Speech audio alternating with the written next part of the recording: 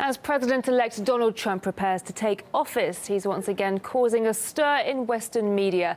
Reports are emerging that his son discussed a, quote, way to cooperate with Russia to end the Syrian conflict. This came during high-profile private talks in Paris last month.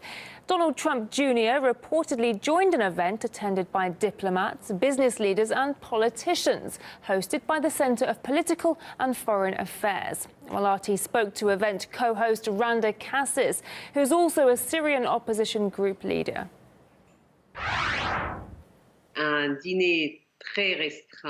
I had a chance to talk to Donald Jr. at a dinner.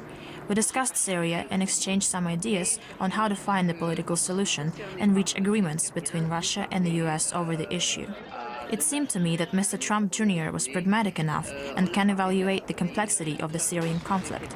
It's good that he is aware of the fact that we cannot have a political solution without an agreement with Russia. We need to start a real political process and an agreement between the US and Russia. Unfortunately, the Obama administration has always led a double game.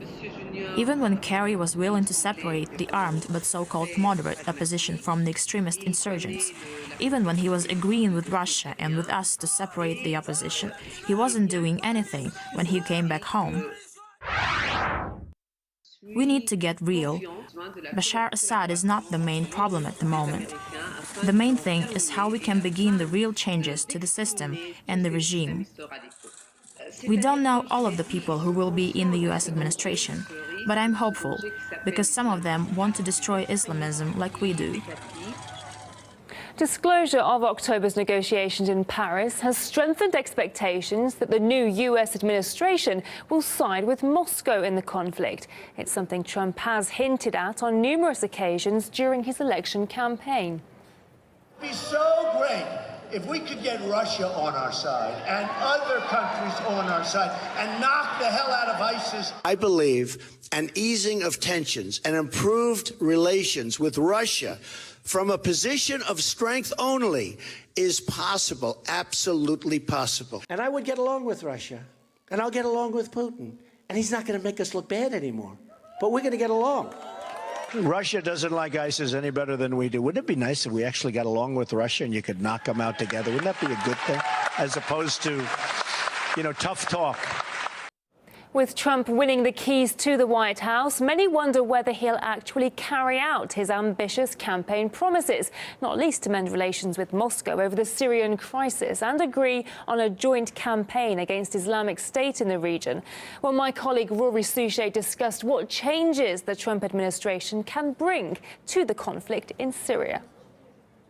There's reports about this meeting between his son and figures who have been in contact, at least with the Russian government, certainly indicate that there will be a radical change of policy compared to the outgoing Obama administration, which, of course, since the start of the conflict in Syria, has been a staunch supporter of various opposition groups. The Obama administration was basically supporting any militant group that was willing to overthrow the current Syrian government. Of course, up until now, the Obama administration continues to insist that there is no future for Bashar al-Assad as president. We know Trump is putting together the new team to pursue this new course. He has named the new U.S. ambassador to the UN, South Carolina Governor Nikki Haley. Now, you would also expect her to take a different stance as opposed to the outgoing Samantha Power. Reasonable to expect that this blame game against Russia at the UN Security Council may now be coming to an end. Russia is illegally occupying part of somebody else's country, your country. Stop pretending you are not doing what you are doing. Russia has tried to deny justice. Regime and Russian terror. What you just heard from the Russian ambassador showed more imagination than Tolstoy or Chekhov. You cannot carry out a massive military offensive and say you are for peace. That might work on Russia today. And they're calling this emergency meeting? Really?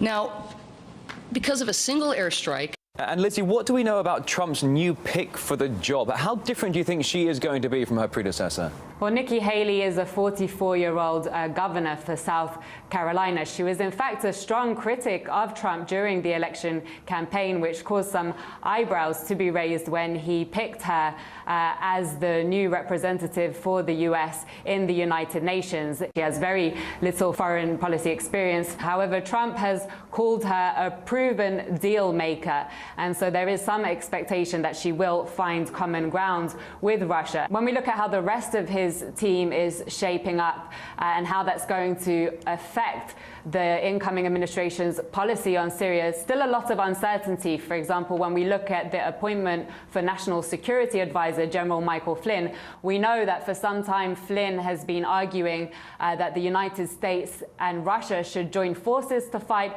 ISIS. He's been saying that the United States' sole focus should be on fighting ISIS instead of attacking the Russian President Vladimir Putin. And this is generally reflective of what we're seeing so far from Trump's team, that it's open to re-engaging with Russia, however, still quite hostile to some of the Syrian government's other allies. So while there are radical changes expected here in Damascus from the incoming administration, still a lot of uncertainty about how that's actually going to change the situation here on the ground in Syria.